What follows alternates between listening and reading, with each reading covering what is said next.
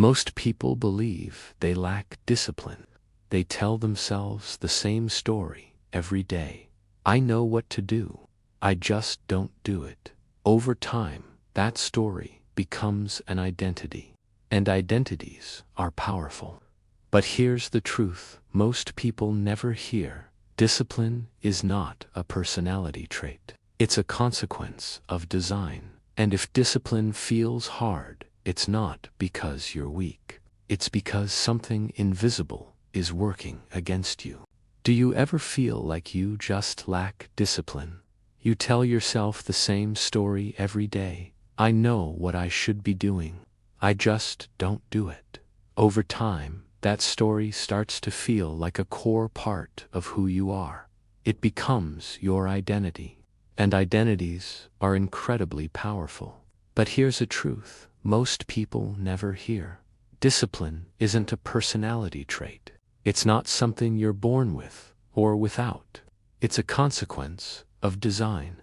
If discipline feels hard, it's not because you're weak or lazy. It's because there's something invisible working against you. You see, your brain was not designed for modern life. It was designed for one thing: survival. Thousands of years ago, out on the savannah, effort meant risk. It meant burning precious energy, which could be the difference between life and death. Rest, on the other hand, meant safety. So your brain evolved a very simple rule: avoid unnecessary effort whenever possible. That ancient operating system never got an update.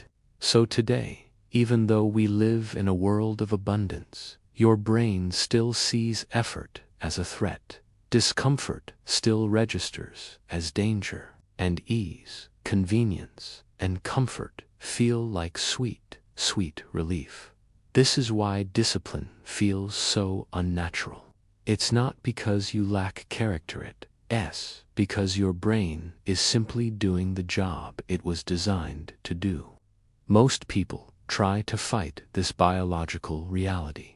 They try to overpower their own wiring with brute force motivation. They watch inspiring videos. They make grand promises to themselves. They wait until they feel ready to take action. But motivation is an emotion. And what do we know about emotions? They are completely unstable. Motivation is high when life is easy and things are going well. But the second you hit a patch of resistance, it vanishes. That's not a mindset issue.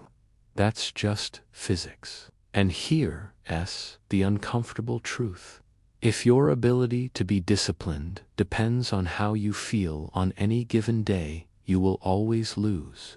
You cannot build consistency on a foundation that changes every single day.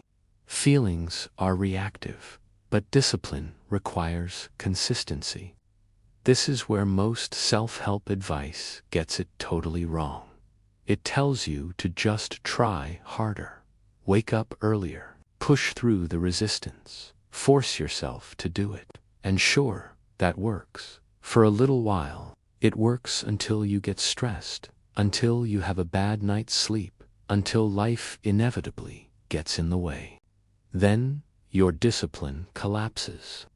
Not because you failed, but because force is incredibly expensive. Your brain is always looking for ways to stop paying that high energy cost. So what's the alternative? Real discipline is not about force, it is about alignment. When your environment is set up to support the behavior you want, discipline becomes quiet. It becomes automatic. It almost feels boring. And let me tell you, boring is powerful. Think about the habits you already have that you don't struggle with: brushing your teeth, locking your front door, checking your phone 100 times a day. You don't sit there and debate whether you should do them. You don't try to motivate yourself. They just happen. Why? Because the system supports them. The trigger is clear, the action is easy, and the reward is immediate. That isn't discipline. That is design. Now, Look at the habits you struggle with: going to the gym, studying for an exam, building something meaningful. For these, the trigger is weak, the action feels heavy, and the reward is way off in the future. And yet, we expect ourselves to be perfectly consistent. That expectation is completely unrealistic. Most people blame themselves for this mismatch. They think, if I were just a stronger person, I'd be able to do it. But strength isn't the problem. Structure is. Here's the mental shift that changes everything. Stop asking yourself, why can't I stay disciplined? And start asking, what is my environment training me to do? Because, make no mistake, your environment is always training you. Every notification on your phone trains you to be distracted. Every easy shortcut trains you to avoid difficulty. Every time you delay a task, you're training procrastination. It's not happening consciously. It's happening quietly, in the background. True discipline isn't created in big, dramatic moments of intensity. It's created in small, quiet moments of preparation. It's about deciding in advance. It's about removing friction from the things you want to do. It's about reducing your choices so the right one is the easiest one. Truly disciplined people don't rely on in-the-moment decision-making. They eliminate the need for it. This is what calm discipline looks like. It means your phone isn't even in the same room when you're trying to work. It means your tasks for the day are clearly defined before the day even starts. It means your new habits are attached to routines you already have, like doing 10 push-ups right after you brush your teeth. There's no drama, no hype, no internal battle. There's just execution. We often misunderstand what mental toughness really is. We think it's about gritting your teeth, pushing harder, enduring pain, and ignoring your emotions. But real toughness is much quieter than that. It's the ability to stay composed and continue when quitting feels like the most reasonable option. It's the ability to keep going without needing a pat on the back or a round of applause. Not because you're forcing yourself, but because the system you've built is carrying you forward.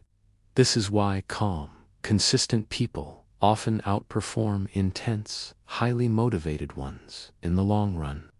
Intensity burns a ton of energy.